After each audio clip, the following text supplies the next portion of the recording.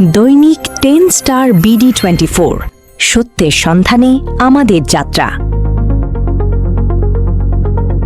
নরসিংদীর রায়পুরা উপজেলার মেথিকান্দা রেলওয়ে স্টেশনে এক মর্মান্তিক ঘটনা ঘটেছে।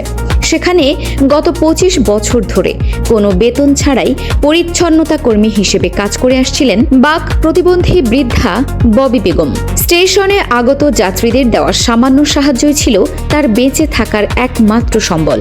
শনিবার দিবাগত রাত আনুমানিক 2টার দিকে মেথিকান্দা স্টেশনের একটি কক্ষে গভীর রাতে ববি বেগমের ওপর হামলা চালায় দুর্বৃত্তরা।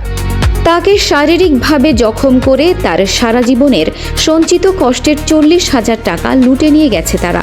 এই অসহায় ও প্রতিবন্ধী নারীর ওপর এমন নৃশংস হামলার ঘটনায় পুরো স্টেশন এলাকায় গভীর আতঙ্ক ও তীব্র ক্ষোভের সৃষ্টি হয়েছে। সামাজিক যোগাযোগ মাধ্যমে এই অমানবিক ঘটনাটি ছড়িয়ে পড়ার পরপরই শুরু হয় তীব্র সমালোচনা। স্থানীয় জনগণ ও সচেতন মহল এই ঘটনার তীব্র নিন্দা জানিয়ে জড়িত দুষ্কৃতকারীদের দ্রুত গ্রেফতার এবং দৃষ্টান্তমূলক শাস্তির জোরালো দাবি তুলেছেন। ঘটনা জানতে পেরে রায়পুরা উপজেলা নির্বাহী কর্মকর্তা মোহাম্মদ মাসুদ রানা মেথিকান্দা স্টেশনে ছুটে যান।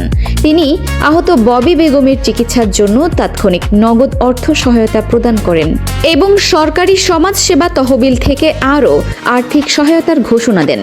একই সাথে উপজেলার স্বাস্থ্য কমপ্লেক্সে অগ্রাধিকার ভিত্তিতে তার চিকিৎসার জন্য প্রয়োজনীয় ব্যবস্থা গ্রহণ করা হয়েছে।